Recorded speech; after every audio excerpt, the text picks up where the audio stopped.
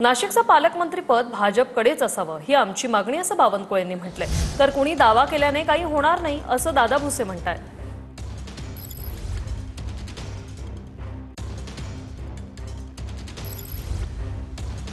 नाही, आमची तर सर्वांचीच हीच मागणी आहे, एकनाथजी, अजितदादा आणि सर्वांनाच, की नाशिकचं पालकमंत्रीपद हे भाजपकडेच असावं ही मागणीच आहे आणि त्यासाठी चर्चा सुरू आहे। ते काही लपलेलं नाही आहे।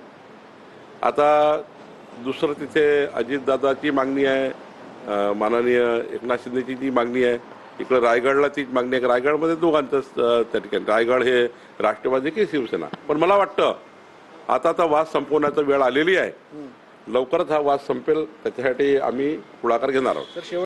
दावा करायला काय, कोण दावा करू नये असं बोलू शकतो आपण। या संदर्भात मी पहिल्या दिवसापासून बोलतो आहे की पालकमंत्री पदाच्या संदर्भातले सर्वस्वी अधिकार माननीय मुख्यमंत्री महोदय, माननीय उपमुख्यमंत्री महोदयांचे आहेत। ते वरिष्ठ पातळीवरनं चर्चा करून निर्णय करतील। त्यांनी जो निर्णय केला त्या निर्णयाची अंमलबजावणी करणं कार्यकर्ता म्हणून आमची जबाबदारी असेल।